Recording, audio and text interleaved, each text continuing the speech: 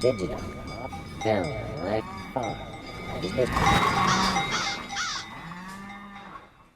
Hi, welcome to Digital Film Farms, Cameras and Credit Cards, behind the scenes of independent filmmaking, where I spent almost 2 years following crazy filmmakers around, and Hunter spent almost 2 years editing some of them together, so hopefully you can enjoy them in some of these webisodes.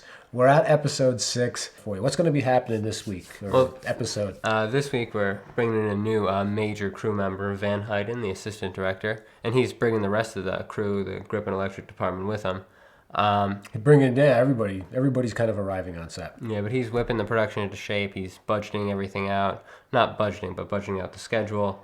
On that note, Van is in charge of making sure that every day they get shot what they're supposed to shoot. Van absolutely knows what he's doing. Assistant director, the good ones, can tell you exactly how long things are going to take. I mean, exactly. But it is a science.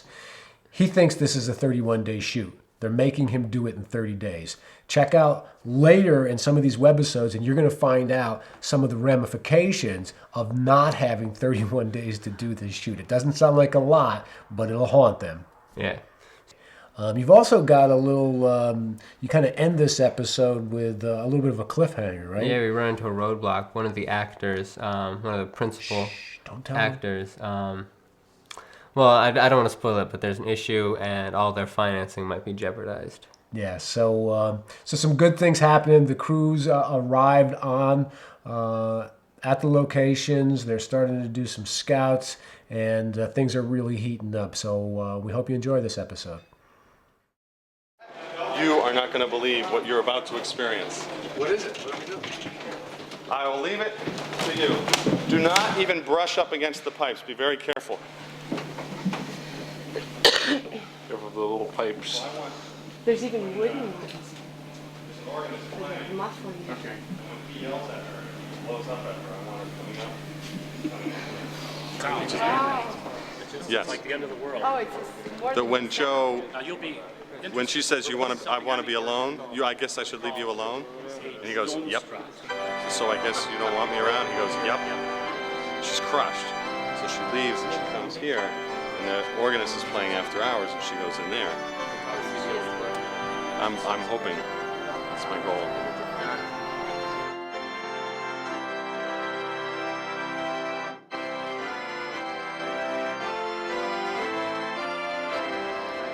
We're behind him so we can see all. Actually, I like being up top and having them coming up.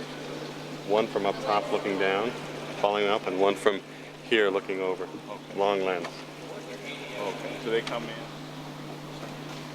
This is the first time. The This is walking the and first talking time. is the first time we see the church. Oh yeah, because that's the time when they first talked for the first time. Yeah. Yeah. If that's moved from the canal here, yeah. Yeah. I need to talk to you about getting a van or a truck or something. For Saturday? Right here. Apparently, they empty cargo van. Cargo man? That's what we talked about. I just got off the phone with the Carlos and they said that we've got 4 on reserve. Yeah, they're too expensive. We're gonna go with U-Haul or something for a cargo van. And he said he spoke with you about it. Did you reserve 4 vans? And you didn't tell me? I haven't reserved anything. I haven't done anything. Well, what do you need? Tell me. You need I a cargo need- van or yes. a You 14 need a foot cargo van? van. I need a cargo van. Today. Call U-Haul. U-Haul, call Rent-A-Wreck also. That if they have them. Rent-A-Wreck gives you beautiful prices and they're beautiful vans. And they'll go with your hair. And your shirt.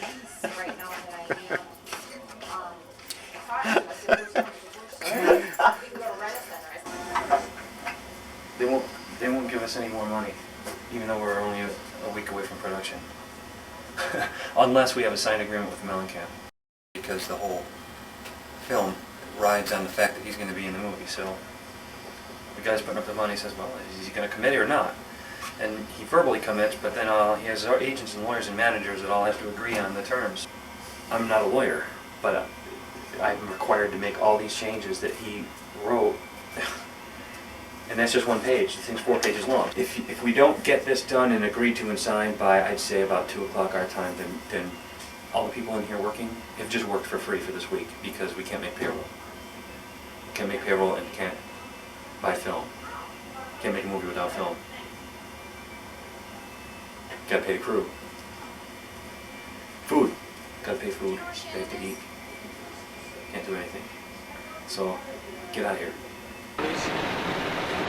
My list of priorities right now is to get all the transportation vehicles ready, the motorhomes.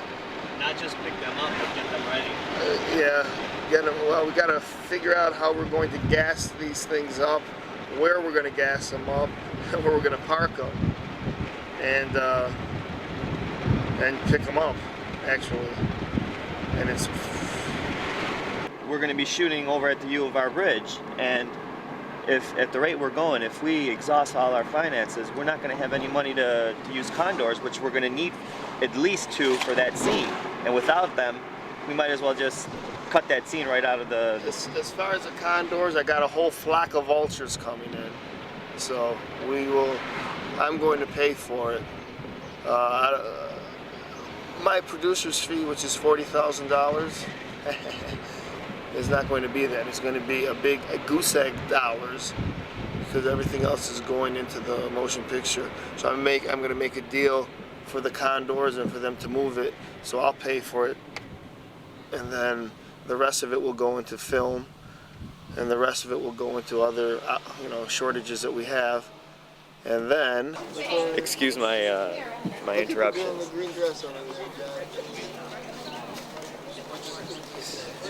Here we are, Park Avenue. We have the camera trucks, the lighting. Then there are the production. Then there are the RVs that we have to deal with. There's Mellencamp's bus. There are drivers where who's going to want to volunteer their time to do these things for us for free. No one has time to do that. No one wants to work for free. Okay, guys, on the first level of this house, this is what we're playing is the oddity store and aunt's bedroom. And when we get here, this will be the first thing we shoot. Laura coming out of the front door of the house. Okay.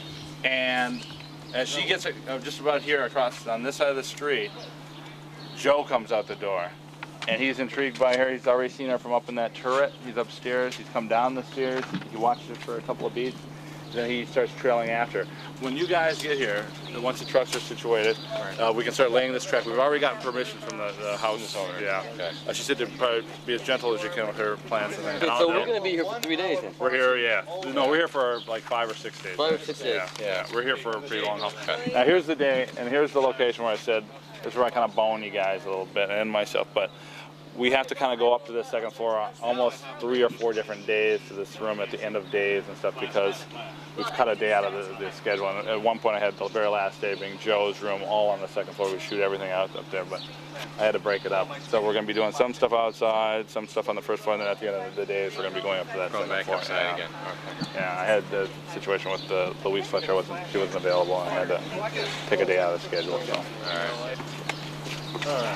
So again, guys, on the first level of this house, this is what we're playing is the oddity store and aunt's bedroom. So there's going to be like knickknacks, bric-a-brac all over the place, on shelves and stuff. And then the second floor is going to be Joe's living area. Hi, Louise. It's Bob Manganelli calling from Rochester. I just got back. We were doing some location work, and Johnny Coca, one of my producers, pulled me aside and told me the conversation that transpired with Renee this afternoon. And I'd very much like to talk with you before. Anyway, please give me a call. I'll try to call you back a little bit later on. Hope things are well. Thanks. Bye. Bob was trying to get a hold of Louise so we can talk to her and say, please, come out, what's going on? You think I should like set everything on the machine or not? No, not now. She won't call. I mean, we can call her back again and tell her. Because we were nervous. We were thinking now we have our finances and all the principal actors are falling by the wayside.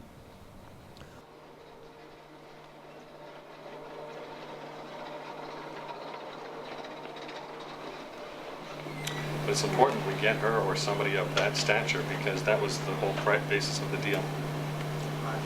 If it's Louise. Yeah, there was a meeting with all the brass, and they asked Chris Dorr to stand by for questions. I was there. Yeah, only 2 questions came through. One of them was, are you absolutely sure you have Louise Fletcher? And we said yes. I should send her flowers with a note. Right?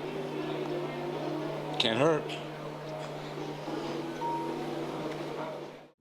So I really like that shot of Bob walking to the escalator and then going down the escalator, you know, and really just spending some time with him, with the idea that he's just so like distraught over the idea that Louise may not be doing this shoot. If they don't have Louise Fletcher, this thing might fold. Yeah. They may have to go after financing somewhere else. So this is a pretty big deal. Yeah, and it especially stinks because this is the closest they've ever been to like getting the movie made. Yeah, right.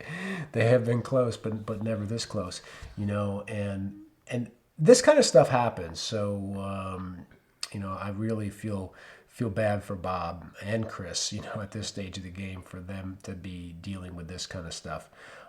Good job, Hunter. I enjoyed the episode. I really thought that Van is a real strong figure in this, and he's going to continue to be a seriously strong figure. Yeah, especially when we get into shooting. Absolutely. You know, Van's the man. So what kind of things do we have coming up in the next episode? So next episode, the grip and electric departments are getting everything ready. They're packing the trucks, doing some shopping. We're doing some more location touring, and there might be a conclusion to the Louise Fletcher story. Johnny Mikolos takes a bigger role in the production. If you don't remember, Johnny Mikolos is the guy that went to New York City with Chris. This isn't going to give anything really important away. He becomes transportation captain. And I just want you to just pay attention to that, because while Johnny is a great guy, he's never had experience of being a transportation captain before. And something, a little hint, his girlfriend's coming into town like the second day or first day of shooting. Yeah. So that's going to also pay to be interesting. You know, we can't fit everything in these episodes, so we've got supplementals coming out for you too. You know, if you enjoy these characters, let us know, because, you know, that's the kind of input we know in order to put some of these supplementals things, you know, for you. This is an interactive process, and we want to hear from you. Also, I have a podcast, Best Filmmaker Workshops. It's on iTunes, and every 2 weeks we get to talk to people that are professionals in the industry, and we look at a real specific part of production and talk in detail about that. So if you're getting ready to make a film, or if you're looking at a career of making films, definitely check out that podcast. But the one place you want to go to is digitalfilmfarm.com. And the podcast, the vidcasts, and blog posts are there. Where can they get a hold of you, Hunter? You can comment here. I'll be reading those if people comment. And you can tweet me at Hunter Dimon. And I'm also, you can tweet me at John Holser. So anything else you want to add? Not much. I just hope they come back next time. Great. Thanks, folks, and happy filmmaking. See ya.